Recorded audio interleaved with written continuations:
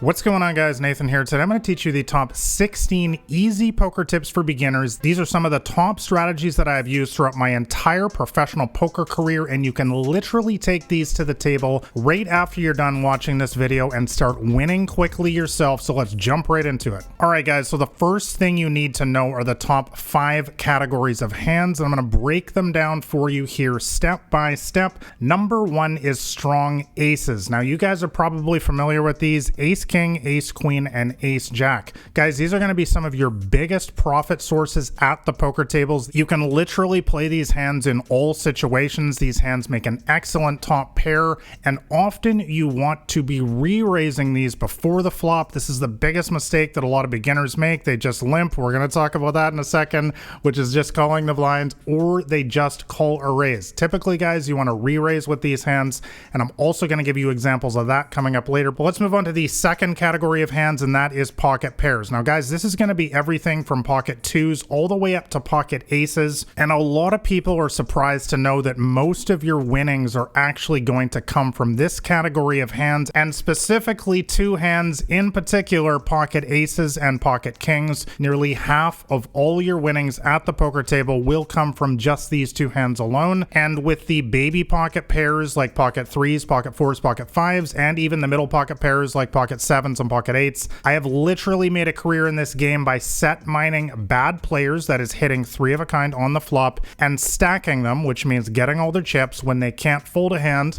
like a top pair or an over pair with a pocket aces. So guys, you want to play these hands in literally all situations, because hitting a set 3 of a kind on the flop is unbelievably profitable in a game like No Limit Hold'em, where you can bet all of your chips at any time, and pocket aces and pocket kings, as mentioned, are simply the 2 strongest hands in the game and will win massive pots on average on their own. All right, guys, hand category 3 that you need to know are Broadways. Now, guys, these are hands like king, queen, king, jack, and queen, jack. Now, if they are suited, meaning they're both the same suit, for example, king of hearts and queen of hearts, it typically adds about 3% equity on top. Not a huge amount, but it is something.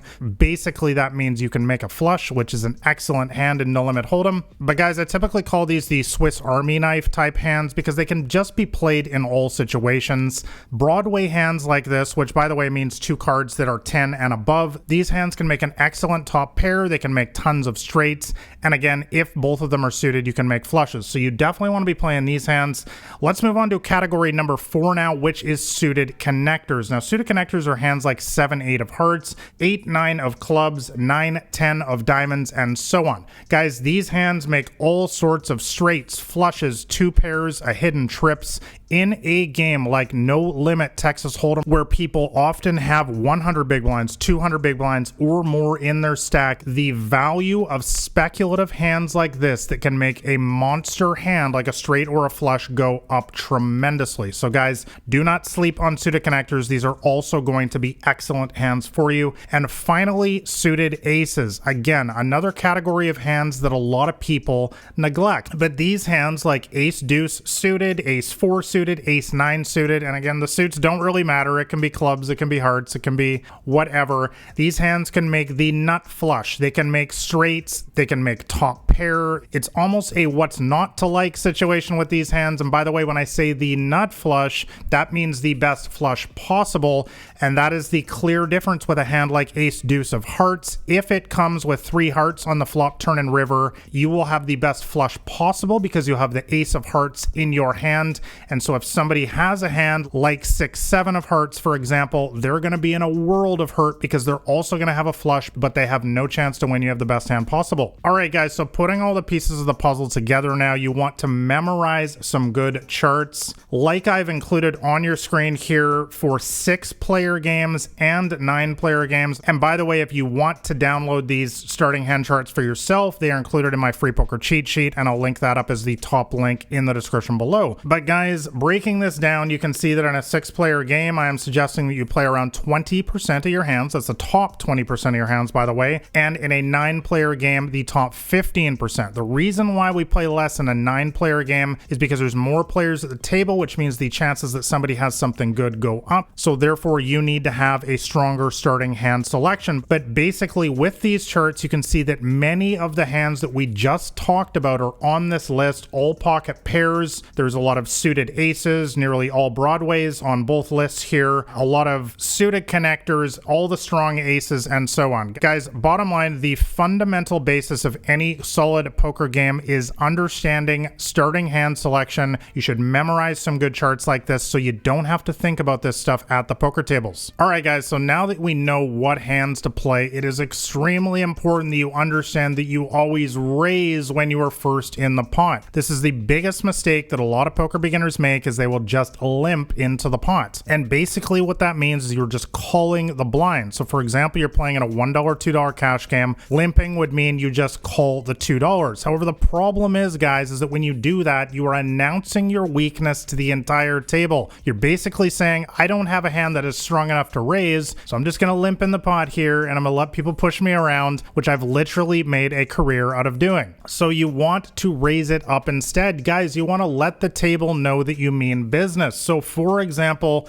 you have a hand like Ace of Hearts, King of Spades. We just talked about we're going to be playing this hand for sure. In a $1, $2 cash game, I would suggest raising it to $6. That is 3 times the big blind, 2 times 3, as a default. Now that is very important, guys, because all poker games are different. You might be at a table full of absolutely drunk maniacs who will call you down with anything, and in that case, $6 might get the entire table to call you, and therefore in a situation like that, you should experiment with making it $8, $10, heck, make it $20. If everyone is just calling you, you need to experiment with the amount that is correct for the game you're playing in. Typically, you want to aim for 1 caller. That is the whatever amount that you raise at pre-flop that gets you 1 caller. That's the correct amount in your game. So please remember that my suggestion here to raise it 3 times the blind is just a rough rule of thumb. But the bottom line that you guys need to remember is that aggressive poker is winning poker. Do not limp into the pot. Do not start playing a hand in a passive nature, and you're going to have a lot more success. All right, guys, let's move on to beginner poker tip number 9, which is to raise 3x plus 1 for each limper. So we just talked about raising 3 times the blind when you're entering the pot as a default. Now you also want to add an additional 1 big blind per limper. So for example, there's 3 people who limped into the pot. You should raise it 6 times the blind, because the problem, guys, if you just raise it 3 times and everyone at the table calls you, even if you have a hand like pocket aces, as you see on the screen there, you can literally be a statistical underdog if you allow the entire table to come to the hand. Remember, guys, I said you want to aim for 1 caller. So make sure you raise it 3 times the blind and then add 1 for each limper. Let's move on to tip number 8 for beginners. And now we're going to move on to the post-flop section of the game. That is the flop, turn, and river. So we want to have a plan of attack. And spoiler alert, that's going to be consistent pressure on the flop, turn, and river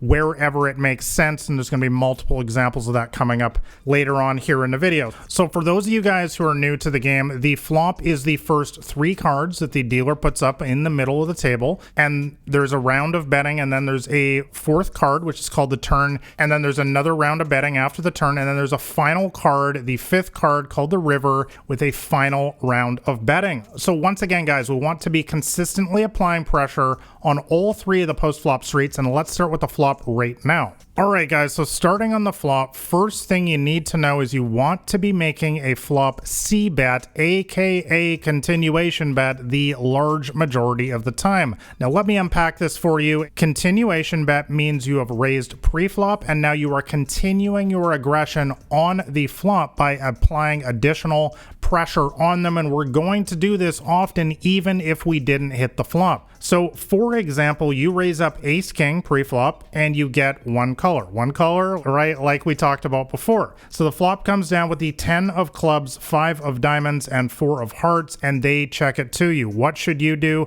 Guys, you should make a C bet, continuation bet, of roughly 50% of the pot. So for example, the pot's $10. You want to bet $5 in this situation. Guys, what this is going to do is it's it's going to put pressure on all of the hands that they have that missed, many of which we're actually ahead of, like ace queen, ace jack, king queen. However, there are a lot of hands that are technically ahead of us right now. For example, a pocket sixes, pocket sevens, which we could make fold, pocket twos, pocket threes. We can probably make these kind of hands fold, which are actually statistically ahead of us right now. And the big thing to remember here, guys, is that we're going to be continuing on with the pressure on the turn and river. We're going to talk about that in a second here. But guys, this is the beginning of our strategy on the flop, is to consistently apply pressure to weaker players and give them a reason to fold. A lot of people, again, will just play passively here. They'll just check and they'll wonder why they don't win more pots. Guys, the reason why is because you're not giving your opponent a reason to fold. All right, guys, let's move on to tip number 6 for beginners, and that is what to do if you get raised. So we just talked about you want to be betting the flop most of the time, but what if they raise you? What do you do now? So guys, this is pretty simple. If you have nothing, fold. Okay, in that previous situation we just talked about, actually I've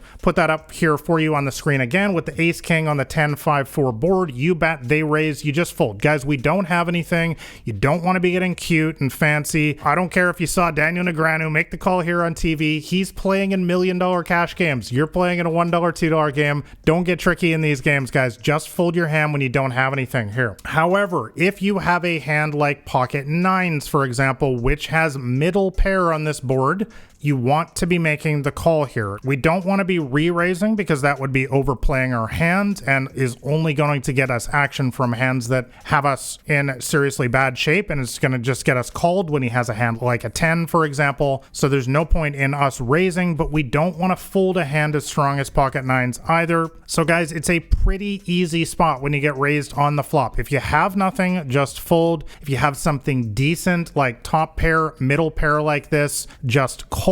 And also if you have some sort of draw, for example, perhaps you had a 6-7 on this board for an open-ended straight draw, I would also just call in that situation. All right, guys, let's move on to the turn now. Remember, this is the 4th card. So when should you bet the turn? Guys, you want to bet the turn again if you have a good draw or top pair. Let me give you an example again. You raise up king queen this time, king of clubs, queen of diamonds. You bet the flop, they call. And that flop, by the way, was the 8 of spades, jack of diamonds, 2 of spades. And now we go see the turn of the king of hearts. Guys, you want to be firing again on this card here. Anytime you pick up some additional equity with a draw or you hit a pair on the turn, this is an excellent spot to continue betting for value here. If they have a hand like jack queen, for example, or ace 8, they're not going to believe that you hit that king on the turn, so you don't want to get tricky here, guys. You want to just keep betting here instead. Now, what if you have a hand like pocket sevens, for example? Now that's a lot different here, guys. On a spot like that, I would just check in this situation, and honestly, if they can make a significant bet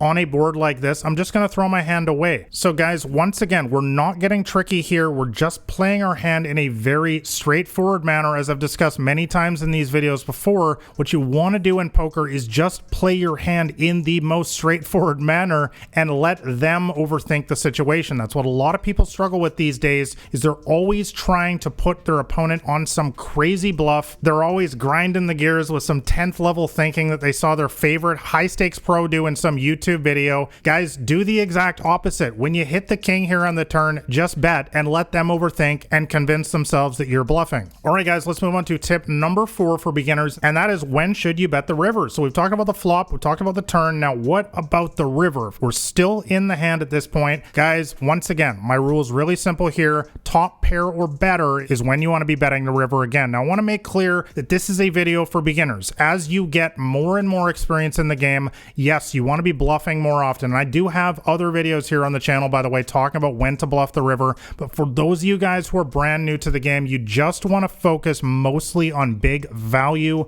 on the river. So for example, you raise it up pre-flop with 9-8 of hearts. You bet the flop, they call. The flop was 9 of clubs, queen of diamonds, and 4 of diamonds. So we got middle pair here, pretty standard spot. Okay, turn comes with the 5 of hearts, and it went check, check. Again, pretty normal spot, guys. We already talked about not overplaying our hand. Typically on the turn here, we're only going to be betting with top pair or a good draw. Since we only have middle pair, we're just going to check the turn. We're often going to check call on the turn. I'm not going to give up or anything, but we're not going to artificially inflate the size of the pot ourselves by making another bet there. Now, the river comes down with the 8 of spades, giving us 2 pair, which is a very, very strong hand in no limit Texas Hold'em, so you definitely want to be betting again here. Guys, it is very important, once again, to not get tricky in a spot like this. Do not go for some sort of fancy check raise or something like this. Once again, guys, you're probably seeing a pattern at this point. I have literally made a career out of this game by just making the most obvious play again and again at the poker table and letting them overthink the situation, because that's what a lot of people love to do, once again, in small stakes games. Now, what if you have a hand like ace-9 of hearts instead, where you had middle pair on the flop, but you still just have middle pair on the river here? Guys, in a situation like this, you should be check calling for the most part. We definitely do not want to be check raising in a situation like this. Now, I should mention, though, if we're in position here, meaning that they check to us first and then it's on us, you definitely want to be making a value bet on the river here because they've indicated their weakness. Again, I've already made many videos here on the channel as well talking about thin value betting on the river here, but out of position here, I'm typically going to check call. And by the way, when I say out of position, that means we're acting first. I'm typically going to check call with this hand, and if I'm in position and they check to me, I'm going to make a bet with the ace-9. All right, guys, moving on to tip number 3, and that is to never bluff the fish. So guys, we are talking about small stakes games primarily in this video here. You're going to find a lot of beginners and recreational type players, aka our fishy friends. Now, the worst thing that you can possibly do versus these players is try to bluff them, because what is the one thing they love to do, guys?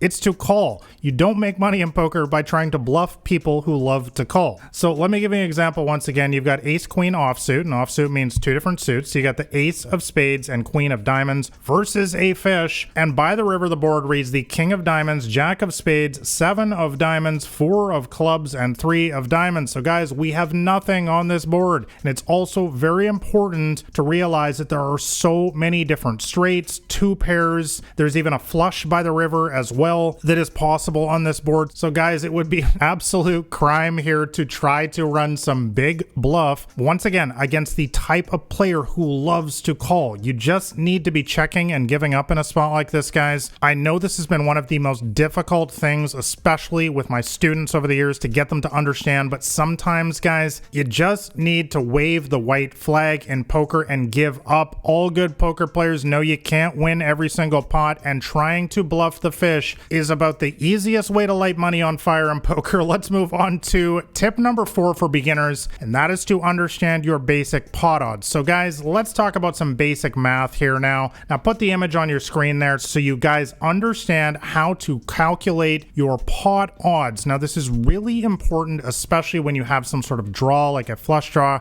or straight draw. Now the simple rule of thumb to go by is if they bet half pot or less, you have the correct odds to chase your draw, but if they bet more than that, you typically need to be folding your hand. Now the way that you calculate your pot odds is the size of the pot divided by the price to call. So for example, if there's $100 in the pot and the bet that we are facing is $50, you are going to be getting 3-to-1 pot odds in that situation. A lot of people get confused with the math here, guys. It is the amount in the pot, $100, plus the price to call. So the pot is $150 divided by $50. Simple math, of course, that deduces to 3-to-1. Now, what is 3-to-1? What does it even matter? Why is this important? Guys, the reason why is because a draw, typically on the flop, like a flush draw or a straight draw, has around 30% chance of coming through by the river. So you want to be getting roughly 3 times your money when you're making a call or more. And the basic math breaks down to the fact that if they're betting half pot or less, so like in this example, the pot's $100, they're betting $50. In that situation, you will be getting the right mathematical price to call. All right, guys, so my number 1 tip for beginners is to learn to accept bad beats. Guys, in my nearly 20 years in this game, having coached hundreds of students in the smaller stakes in particular, the number 1 area that people struggle with is in the mental game. It's actually not in everything that we talked about so far. It is understanding that sometimes you are simply going to lose with the best hand in poker, guys. As you can see on your screen there,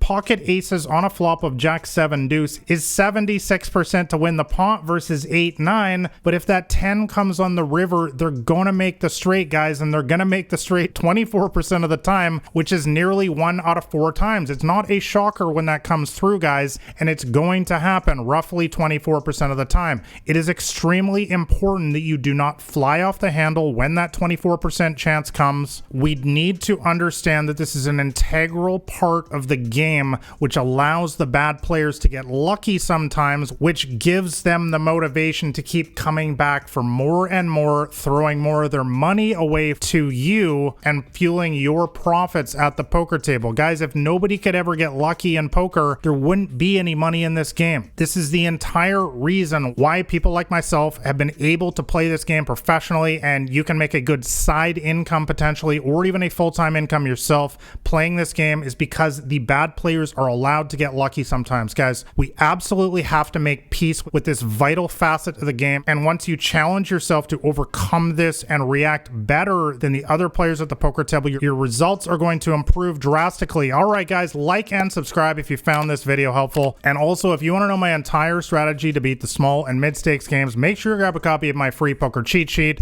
That will be, once again, the top link in the description below. Thanks a lot for watching, guys. I will catch you next time.